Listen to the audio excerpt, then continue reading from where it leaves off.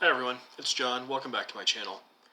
A while ago, I asked Princeton if they would like any of their new releases for 2023 to be reviewed in exchange for a review copy. And one of the books that I requested was this one. I read it pretty soon after they sent it to me, and I'm just now getting around to posting my review. It is Spin Dictators, The Changing Face of Tyranny in the 21st Century by Sergei Guriev and Daniel Treisman, who respectively are a professor of economics and director of graduate studies in Paris and a professor of political science at UCLA. And this book is a comparative political science study of two kinds of dictators. One, the authors call fear dictators, which I'll explain in a second. And the argument, the thesis of the book, is that those fear dictators over the last 30 to 40 years or so have been replaced by another kind of dictator they call the spin dictator. And I just want to tell you a little bit about their thesis, some of the characteristics, the defining characteristics of a fear dictator versus one of these new spin dictators, and what this might entail for the future of global politics. So, just some small implications, at least according to what the authors have to say. I think we all have this mental image of ascendant dictators in the 20th century. It's kind of a parody of itself. Many of them dress in camouflage or regale themselves in military attire.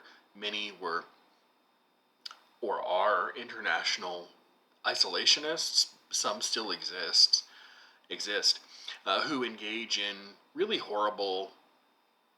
horrific acts of repression, censorship, even genocide, while shoring up their own political ideologies with regimes that blur the line between government and propaganda. Sometimes they don't even blur it. Sometimes they just jump over it. Stalin, Mao, Pol Pot, people like that, like I said, sort of pop into mind. They each typify this kind of strongman, authoritarian that lives in all of our minds rent-free. But in Spin Dictators, The Changing Face of Tyranny in the 21st Century, which came out in 2022 at Princeton University Press, Guriev and Treisman argue that since around the 1970s or so, tyranny has undergone a dramatic change. And there certainly still are tyrants, but the ways in which these leaders tyrannize has, like I said, changed very slowly. Instead of brutality, fear, repression, coercion of the old-fashioned so-called fear dictators, these new spin dictators use more covert and tacit forms of control. So instead of outrageous acts of often public violence, beheadings, mass killings, things like that, the spin dictator will use things like the co-optation of private media, sort of getting around any official hardline ideologies. They don't really take hardline party lines as often as they used to.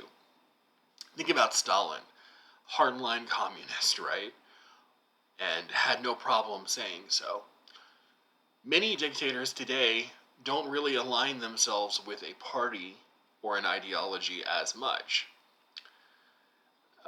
Many of them entertain the idea of democracy, at least superficially, but they lead a regime that actively undermines democracy, like buying up private media in order to control it. What seems like an inherently anti-democratic act. In short, the spin dictator often dons a patina of democracy, sometimes openly claiming to be democratic while nevertheless engaging in highly anti-democratic behavior. They are also particularly good at shaping public opinion and creating a broad base for popular support. And to make matters even more difficult for international actors who want to push back against tyranny, spin dictators often operate in governments that use, at least on paper, parliamentary or constitutional governments. These sort of modulated, changed, updated tactics are the bread and butter of rulers like Hungary's Viktor Orban, Vladimir Putin, Recep Tayyip Erdogan, Singapore's Lee Hsien Loong, and the late Hugo Chavez. Of course, the author's entire thesis kind of begs the question, why did this shift happen? And they offer an explanation. What was the need for fear dictators trying to make this set of changes in the first place, update their tactics, so to speak? And in short, the authors say there's really a complex set of factors brought on by the introduction of post-industrial society, which they call the modernization cocktail, though perhaps might have been more accurately called the globalization cocktail, but that's another story. This includes, but certainly isn't limited to, information saturation in society, the ubiquity of public education, the ever-evolving evolution of communication technologies, international integration of global trade and finance, and the visibility of international human rights programs and support for humane democratic institutions.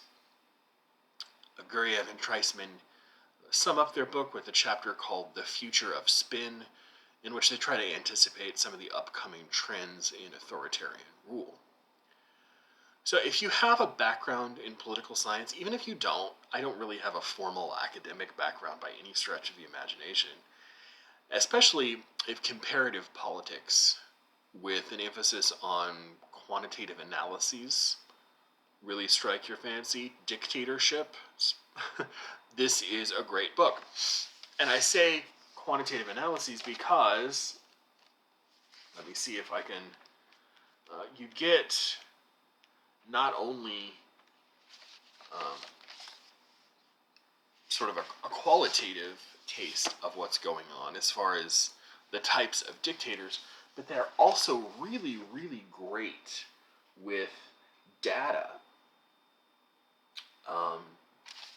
The graphs, for example. And they have a little section at the end of each chapter which sort of sums up and gives statistics describing what they just talked about more qualitatively in the body of the chapter, which is really great because for someone like me who likes to see data, who likes to see evidence, it's really nice to see a thesis backed up with numbers. For example, in Chapter 2, the cleverly titled Discipline But Don't Punish, and yes, we caught that Foucault reference, focuses on the shift from explicit extreme punishment as retribution to more understated methods. Another plus, I thought, was that Guriev and Treisman go out of their way to quantitatively define fear dictator and spin dictator.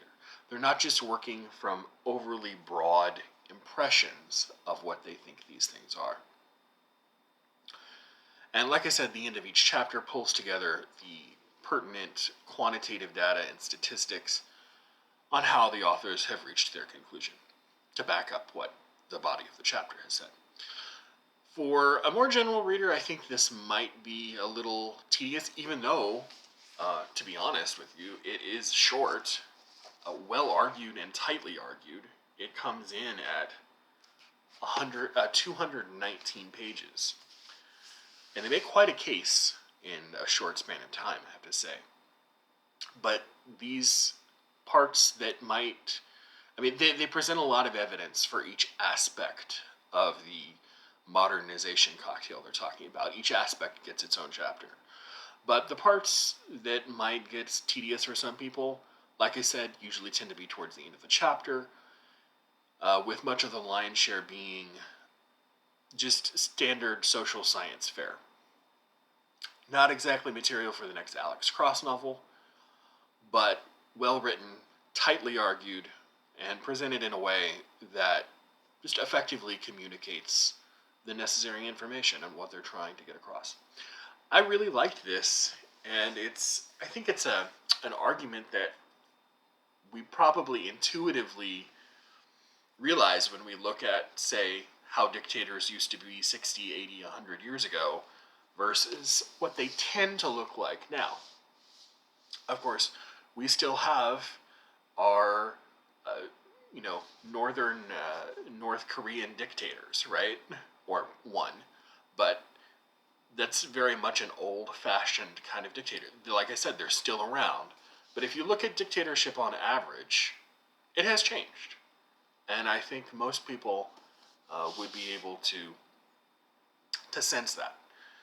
And this is a great book that describes the shape of that change. Spin Dictators, The Changing Face of Tyranny in the 21st Century by Sergei Guriev and Daniel Treisman. Thank you so much for Princeton University Press for sharing a copy with me so I could review it. Thanks so much, everyone, and I will see you later.